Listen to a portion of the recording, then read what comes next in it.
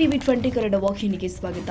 ಬೀದರ್ ಜಿಲ್ಲೆಯ ಬಸವ ಕಲ್ಯಾಣದ ತ್ರಿಪುರಾಂತಕ ಕೆರೆ ಹತ್ತಿರದ ಅರಿವಿನ ಗವಿಯಲ್ಲಿ ಹಡಪದ ಅಪ್ಪಣ್ಣನವರ ಮೂರ್ತಿ ಪುನರ್ ಪ್ರತಿಷ್ಠಾಪನೆ ಮಾಡಿ ಈ ಮೂರ್ತಿಯ ಕುರುಹು ಅಳಿಸಲು ಯತ್ನ ಮಾಡುತ್ತಿರುವ ಬಸವ ಕಲ್ಯಾಣದ ಬಸವೇಶ್ವರ ದೇವಸ್ಥಾನ ಕಮಿಟಿ ಪದಾಧಿಕಾರಿಗಳ ವಿರುದ್ಧ ಕ್ರಿಮಿನಲ್ ಮೊಕದ್ದಮೆ ದಾಖಲಿಸುವಂತೆ ಲಿಂಗಸಿಗೂರು ಹಡಪದ ಸಮಾಜ ಸೇವಾ ಸಂಘದ ಮುಖಂಡರು ಸಹಾಯಕ ಆಯುಕ್ತರಿಗೆ ಮನವಿ ಪತ್ರ ಸಲ್ಲಿಸುವುದರ ಮೂಲಕ ಆಗ್ರಹಿಸಿದರು. ಹುಣಸೂರು ತಾಲೂಕು ಹಡಪದಪ್ಪಣ್ಣ ಸಮಾಜ ಸೇವಾ ಸಂಘ ವತಿಯಿಂದ ಮಾನ್ಯ ಸಿದ್ದರಾಮಯ್ಯನವರು ಮಾನ್ಯ ಮುಖ್ಯಮಂತ್ರಿಗಳು ಕರ್ನಾಟಕ ಸರ್ಕಾರ ವಿಧಾನಸೌಧ ಬೆಂಗಳೂರಿಗೆ ಮಾನ್ಯ ಸಹಾಯಕ ಆಯುಕ್ತರ ಮುಖಾಂತರ ತಲುಪಿಸುವ ಮನವಿ ಪತ್ರವೇನೆಂದರೆ ವಿಷಯ ಬೀದರ್ ಜಿಲ್ಲೆಯ ಬಸವ ಕಲ್ಯಾಣದ ಅನುಭವ ಮಂಟಪದ ಹತ್ತಿರ ಇರುವ ಹಡಪದಪ್ಪಣ್ಣನವರ ಅರಿವಿನ ಗವಿಯಲ್ಲಿ ಮೂರ್ತಿ ಪ್ರತಿಷ್ಠಾಪನೆ ಮಾಡಿ ಪಂಚ ಕಮಿಟಿ ಪದಾಧಿಕಾರಿಗಳ ವಿರುದ್ಧ ಕ್ರಿಮಿನಲ್ ಮೊಕದ್ದಮೆ ದಾಖಲಿಸುವುದು.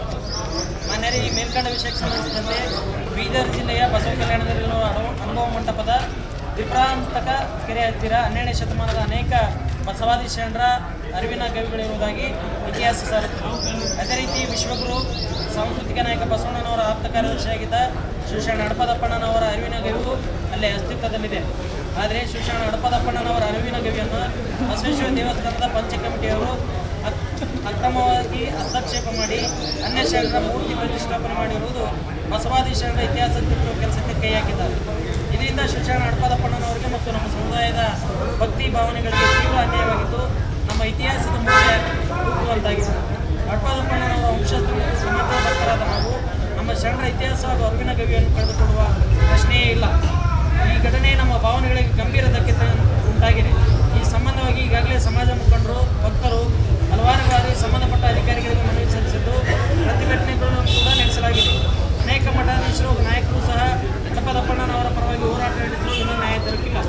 ಆದ್ದರಿಂದ ತಾವು ದಯವಿಟ್ಟು ಈ ಅಕ್ರಮ ಕೃತ್ಯದಲ್ಲಿ ಭಾಗಿಯಾದ ಪಂಚ ಕಮಿಟಿ ಮತ್ತು ಸಂಬಂಧಪಟ್ಟ ಅಧಿಕಾರಿಗಳ ವಿರುದ್ಧ ತಕ್ಷಣ ಕ್ರಿಮಿನಲ್ ಮೊಕದ್ದಮೆ ದಾಖಲಿಸಿ ಹಾಗೆಯೇ ಹಡಪದಪ್ಪಣ್ಣನವರ ಅರಿವಿನ ಗವಿಯಲ್ಲಿ ಅವರ ಮೂರ್ತಿಯನ್ನು ಪುನರ್ ಪ್ರತಿಷ್ಠಾಪನೆ ಮಾಡಿ ಆ ಸ್ಥಳವನ್ನು ಬಸವ ಕಲ್ಯಾಣ ಅಭಿವೃದ್ಧಿ ಪ್ರಾಧಿಕಾರಕ್ಕೆ ಸೇರಿಸಿ ಸಮರ್ಪಕವಾಗಿ ಅಭಿವೃದ್ಧಿಪಡಿಸಲು ಅಗತ್ಯ ಕ್ರಮಗಳನ್ನು ಕೈಗೊಳ್ಳುವಂತೆ ಈ ಮೂಲಕ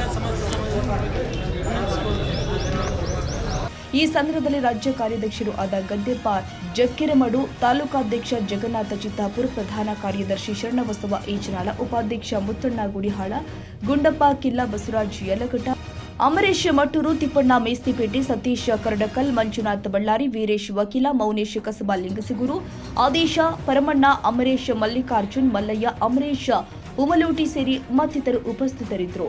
ಬಸವರಾಜ್ ಹುನೂರು, ಟಿವಿ 20 ಕನ್ನಡ, ಲಿಂಗಸಿಗೂರು.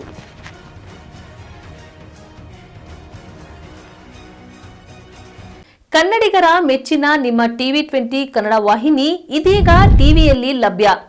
ಕರ್ನಾಟಕ ಮತ್ತು ದೇಶ ವಿದೇಶದ 360 ಡಿಗ್ರಿ ಸುದ್ದಿ ವಿವರವನ್ನ ಪಡೆಯುವುದಕ್ಕೆ ಟಿವಿ 20 ವಾಹಿನಿಯನ್ನು ಲೈಕ್ ಮಾಡಿ, ವಿಡಿಯೋಗಳನ್ನು ಶೇರ್ ಮಾಡಿ, ಕಮೆಂಟ್ ಮಾಡಿ, ಸಬ್ಸ್ಕ್ರೈಬ್ ಮಾಡಿ. HCN ಕೇಬಲ್ 842 ನಂಬರ್ನಲ್ಲಿ ಹುಕ್ಕೇರಿ ತಾಲೂಕು ಹಾಗೂ ಸಂಕೇಶ್ವರದ ಸುತ್ತಮುತ್ತಲಿನ ಹಳ್ಳಿಗಳಲ್ಲಿ ಲಭ್ಯ. PCN ಕೇಬಲ್ 129 ನಂಬರ್ನಲ್ಲಿ ಹಾರುಗೆರೆ ಸುತ್ತಮುತ್ತಲಿನ ಹಳ್ಳಿಗಳಲ್ಲಿ ಲಭ್ಯ.